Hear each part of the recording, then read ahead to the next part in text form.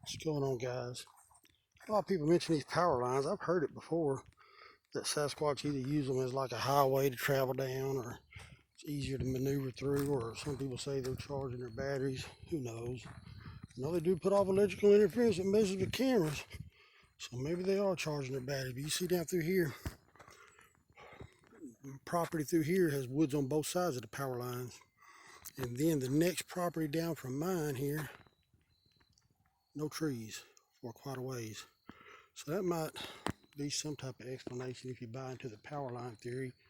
The reason why they're, you know, coming through this part of my property so much is because this is the last part of the power line that has a tree cover. Now, David and I have found tracks down here on the power line before, back in the day. And anyway, we got some stuff, kind of planned for the Bigfoot Odyssey thing that's coming up mid-November. Some stuff that I'm going to talk about, really ain't talked about before, kind of saving it for that, for their trip down here. I'm trying to set it up with David at Bigfoot and More and Carrie to do my idea, a live in-person researchers report with David at Bigfoot and More, which I think would be really cool if they could do that while they was here, because, David, he was one of the two original BFRO investigators on the scene that got to see the original casino security footage of the Sasquatch dragging, pulling on the grease trap lid, and he got to see it inside the security room. And shortly after that, no one else was allowed to come in and see it, and they said they destroyed it. Plus, David had contacts with some of the legends of the Bigfoot research community back 20 years ago, and even his one of his family friends and stuff had direct communication with Patterson back whenever the Patterson film was shot back in like '67 or whatever. So he's got a lot of inside knowledge on a lot of different things. And he doesn't do a lot of interviews because he is not bothered with that type of stuff usually.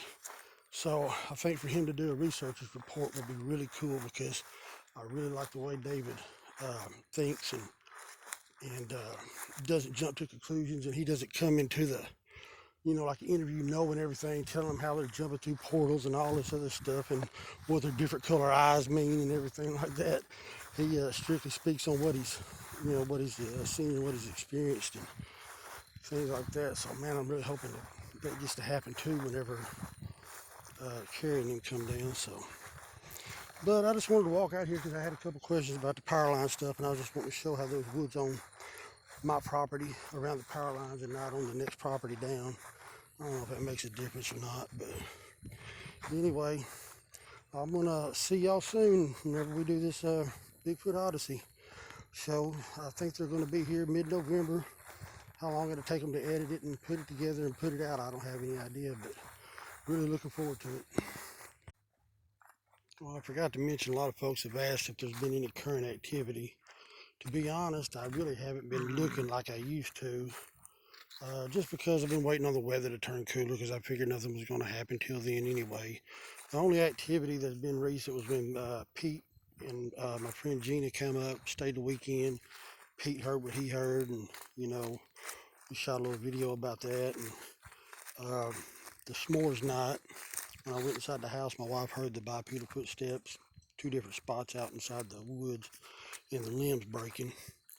But other than that, I really can't say much else except for the last 2 nights. I've been in Arkansas about 3 weeks out of the month. I've been up here about a little over a week now. And the last 2 nights, I've been seeing some of those old familiar signs of activity, such as my motion lights going off 2 nights ago a lot. Didn't go off any last night. And last night I heard 2 long howls like I did back in the day. It was enough to make me get my camera stuff out today and make sure everything was charged in place, because I was like, Lord, I said, I could hear it inside the house, doors and windows shut. And the last time I heard that, the long howls that I recorded, I caught that on camera. I didn't hear it inside the house, but this was pretty close. And it set the dogs off. Dogs started howling and all that other good stuff. And It's got me watching the windows to see if I see a silhouette run by, because, be honest, I took one of my camera systems down to Arkansas and left it, and I had my Arlo system put up, so I had to get it back out, hook it back up, and charge the batteries on the cameras and stuff. But after hearing them howls last night, it was enough to make me get that camera system out and charge them batteries and put them up today. So anyway, so that was seems to be some signs of activity the last 2 days. Nothing definitive, ain't like I saw something running across the yard or nothing, but definitely heard them two loud howls last night inside the house. And motion light was triggered like 7, 8 times the other night, and none last night. So I doubt it was a faulty light. But and anyway, other than that, so maybe it'll be an interesting night tonight. I don't know. I got my cameras up. I'm gonna have them set to recording, because this is about the 1 year anniversary when all this stuff started for me. My son had his experience on November the 10th, and it has turned cool. So this is definite time of the year that things kicked off last year. So we'll see.